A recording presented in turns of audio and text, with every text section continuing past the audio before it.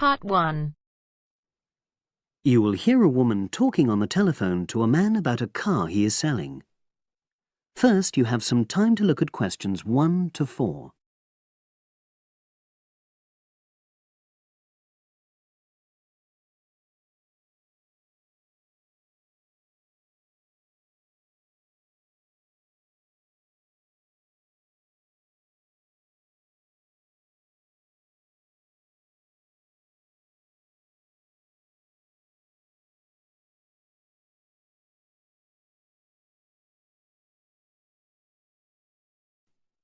Now we shall begin.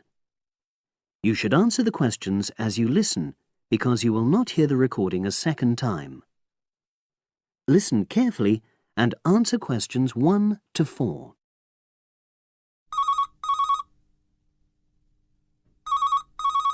Hello, Brian Park speaking. Oh, hello.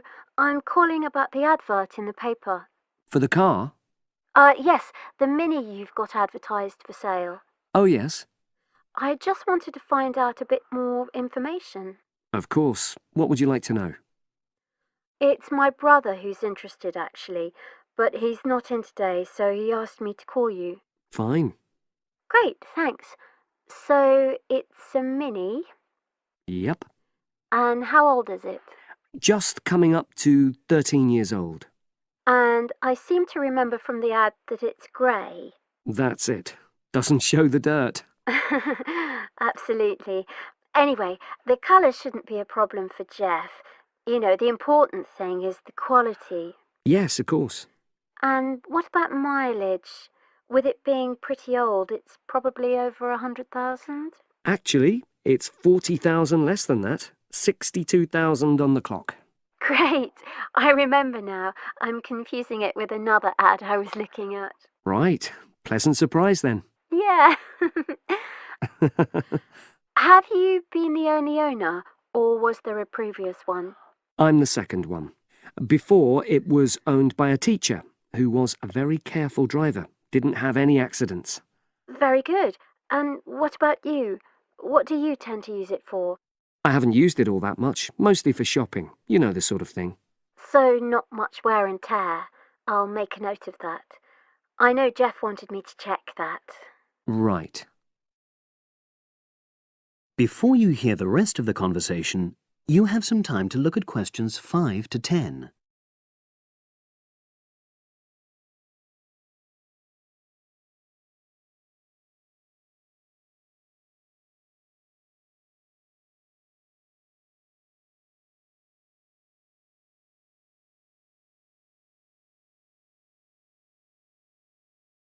Now listen and answer questions 5 to 10. Now, about the price, I see you've got it down as £1,250. I'm not sure Jeff will be able to come up with that amount. In the ad, I did say 1,250 or nearest offer. So would you be prepared to go down to 1,000? That's really too low, I'm afraid. 1,100? I might be able to go to that. OK, I'll make a note of that. What about tax? Is it due soon? Got another 5 months before it's due. Oh, that's a real plus, yes. I'll make a note of that. OK. Now, you say it's in good condition. For its age, I'd say yes, definitely. It's just been serviced and there were no major problems. Major. I'd be able to show you the service report. The only thing is, you'd have to get a new tyre in the near future. Though it's still OK, you know. It's certainly absolutely safe at the moment. OK, fair enough. Yes, I understand. And the garage also mentioned that one headlight could probably do with replacing. They think there's a fault there, you know, intermittent. Well, we'd obviously look at all the documents, but that sounds very straightforward. Of course. I've got all the service documents up to date, and you can look at those. Well, it all sounds pretty good, and I know my brother will be interested, so would it be possible for him to see the car? He's back from his trip tomorrow and away tonight, so how about tomorrow? Tomorrow? Wednesday? I'm afraid that's not possible. I'm out pretty much all day. Well, Thursday then? That'd be fine, yeah. In the morning? Yes, that'd suit me perfectly. Great. Now, you'll need my address. Oh, yes, of course.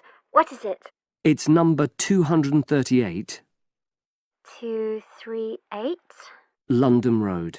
Oh, that's easy enough. Yes, very straightforward. So I'll pass on these notes to Jeff, and he'll see you in a couple. That is the end of part 1. You now have half a minute to check your answers.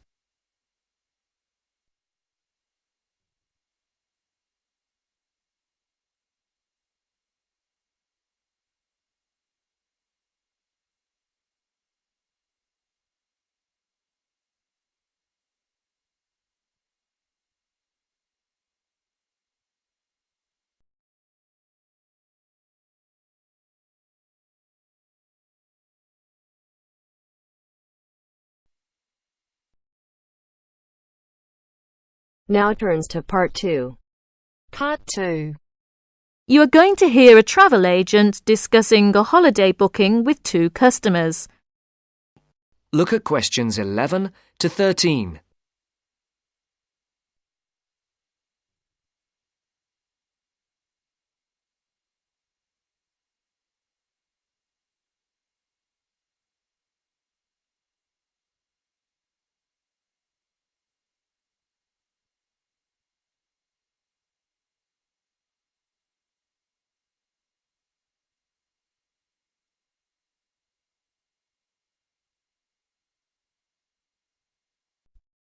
Good morning. Can I help you? Yes, good morning. We'd like to book a holiday for July, please. Certainly. Where did you have in mind? Oh, well, we haven't thought a lot about it, really. We'd just like to go somewhere hot, and it must be in July. I see. Well, let's get the dates cleared up first, then we can see about availability. What part of July were you thinking of? Oh, well, you see, we have slightly different holidays. I've got the whole month except for the last 5 days, so I could go from the 1st to the 26th. But my friend here doesn't start until the 7th, so I suppose it will have to be the middle 2 weeks, really. Yes, but I've got to be back before the 23rd. OK. Now, let's find a destination. Before the talk continues, look at questions 14 to 20.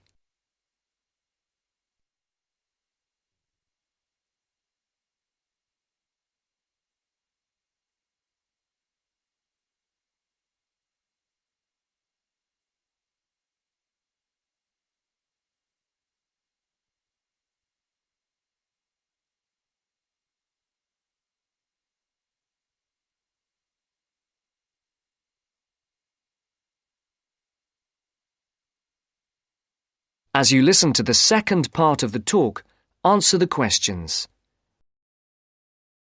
Any preferences? France? Italy? Oh, not France. We went there last year, and it was absolutely packed with teenagers, making noise and getting drunk all the time. Yes, it was terrible. We definitely want somewhere quieter this year. Well, of course, it depends more on the resort rather than the country. There are resorts in every country which cater for the family or the slightly older person. They're usually a shade more expensive, though, as you might expect. Oh, well, we don't mind paying a bit more if it means more peace and quiet, do we? Definitely not. It'll be well worth it. All right, let's have a look at what we've got on the computer. July. Was it 10 or 14 nights you wanted? Oh, the fortnight, please. Right. Well, let's start with Italy.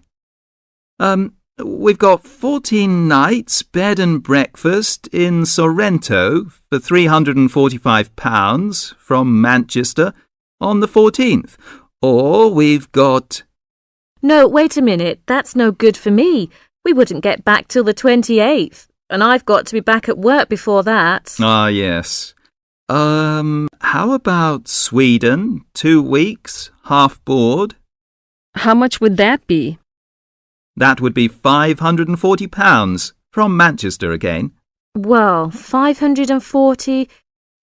That seems too much. Well, madam, there's a surcharge for the airport, and it has a 5-star hotel. Oh, well, it's a bit over our budget, really. All right, let's try somewhere else. How about Portugal? Oh, that sounds great. We've never been there before, have we? Let's see now. We've got 14 nights in Albufeira, half board, from Gatwick, for £385. Albufeira? Oh, wait a minute. Did you say the flight was from London? That's right, from Gatwick. Oh, well, we'd prefer a flight from the north somewhere. Manchester, perhaps, or even Glasgow. That is the end of part 2.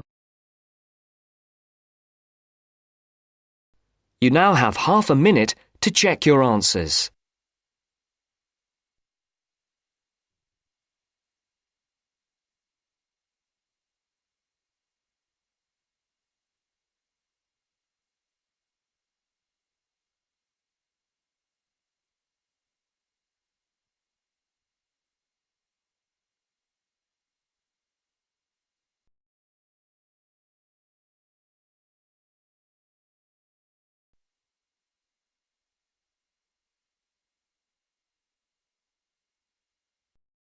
Now turns to part 3. Part 3. You will hear 2 conversations are based on the following conversation. The answer should be appropriate to the content of this conversation. First, you have some time to look at questions 21 to 25.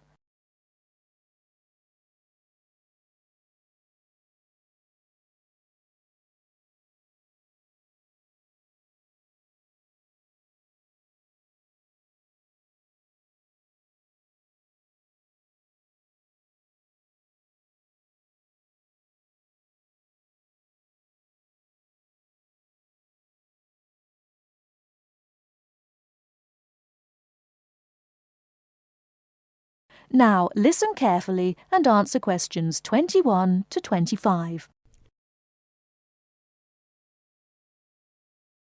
Oh, hi Dave. Long time no see. Hi, Maria. I just settled down. I thought I'd drop by. Come on in, take a seat. Would you like anything to drink? I have Sprite and orange juice. Sprite would be fine. Oh, so, how have you been? Oh, not bad. And you? Oh, I'm doing okay, but school has been really busy these days, and I haven't had time to relax. By the way, what's your major? Hotel management. Well, what do you want to do once you graduate? I haven't decided for sure, but I think I'd like to work for a hotel or travel agency in this area. How about you? Well, when I first started college, I wanted to major in French, but I realised I might have a hard time finding a job using the language, so I changed my major to computer science. With the right skills, landing a job in the computer industry shouldn't be too difficult. So, do you have a part-time job to support yourself through school? Well, fortunately for me, I received a 4-year academic scholarship that pays for all of my tuition and books. Wow, that's great. Yeah, how about you? Are you working your way through school?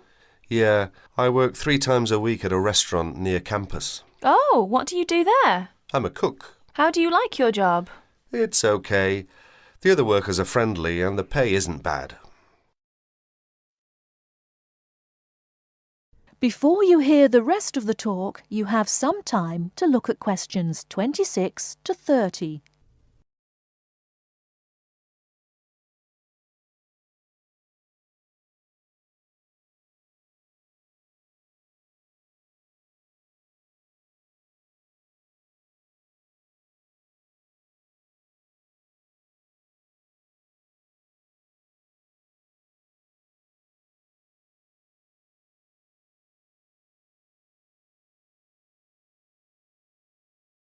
Now listen and answer questions 26 to 30. Several days later, Dave and Maria met on campus. So what do you want to do tomorrow? Well, let's look at this city guide here. Here's something interesting. Why don't we first visit the art museum in the morning? OK, I like that idea. And where do you want to have lunch? How about going to an Indian restaurant? The guide recommends one downtown, a few blocks from the museum. Now that sounds great. After that, what do you think about visiting the zoo? Well, it says here that there are some very unique animals not found anywhere else. Well, to tell the truth, I'm not really interested in going there. Yeah, why don't we go shopping instead? There are supposed to be some really nice places to pick up souvenirs. No, I don't think that's a good idea.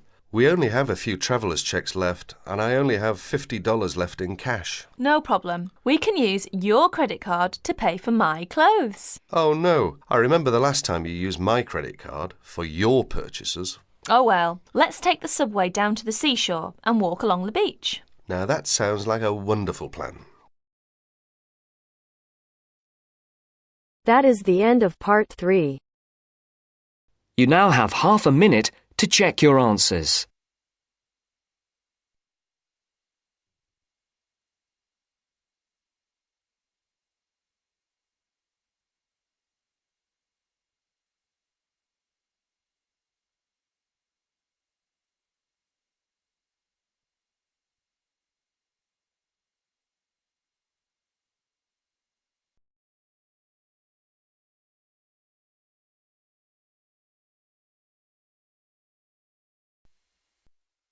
Now turns to part 4.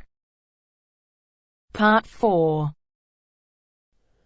I'd like to talk about the changes to our leisure time, and I'll start by talking about lifestyle changes over recent years for women. First, you have some time to look at questions 31 to 40.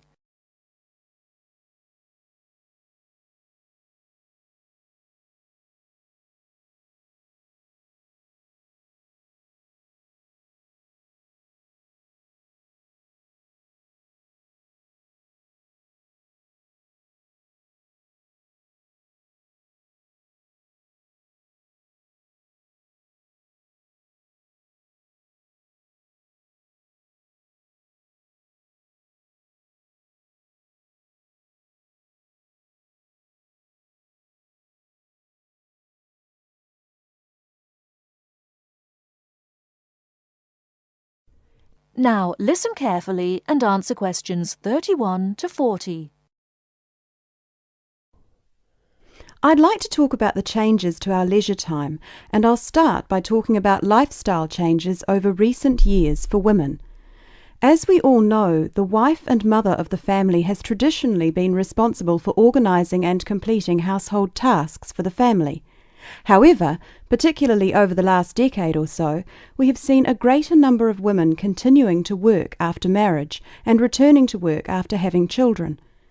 This has significantly reduced the amount of time available for household chores. The result is that nowadays the majority of people own and regularly use products such as dishwashers or microwaves. The modern family often considers hours spent on cleaning and cooking as a waste of valuable time, and generally we are all interested in finding ways of reducing the number of hours we need to devote to such tasks. While washing machines have long been thought of as necessities by families, nowadays so too are microwaves and dishwashers. These goods can drastically reduce the amount of time we need to spend running our home and increase the amount of time available not only to go to work, but also to spend on leisure pursuits. As society develops and we become richer, we put more value on our leisure time and our possessions. The richer a society, the more demanding it becomes. People are no longer happy to work long hours for little return. Expensive holidays, expensive clothes and cars all become more important the more materialistic the society in which we live. Acquiring things and joining the race of acquisition means that modern society spends a lot of time and money purchasing unnecessary goods. Although expensive and persuasive marketing techniques are partly responsible, the demand for such goods often comes from young professionals, those with the money to endlessly upgrade things simply because a better model is made available. Our obsession with the newest and best products available, while good for the economy, can also have a negative impact on the environment. It is not appropriate to overproduce appliances and overuse electricity to keep these unnecessary appliances operating in our homes. We often forget about the damage we have done to and continue to do to the environment. Others opposed to the overuse of appliances and technology also argue that from a social point of view, over-reliance on gadgets means that people are losing the ability to be creative. Traditionally, it was considered an enviable skill to prepare meals night after night for our families. Nowadays, women are more likely to gain approval from others for their success in their careers than their ability in the kitchen. Along with microwaves have come ready-cooked meals, pre-washed vegetables, and our reliance on takeaway food when we are too busy to cook it ourselves. While there are obvious advantages and disadvantages to our increasingly active buying behaviour and changing wants and desires, it is likely that our desire to purchase labour-saving items will continue. So it is therefore inevitable that production of such goods will increase. We can only hope to educate ourselves and our children to buy goods we need, not just goods that are available, and we must also consider their environmental impact. In short, moderation is the most important word for the future. I thank you very much for coming today and listening. That is the end of part 4.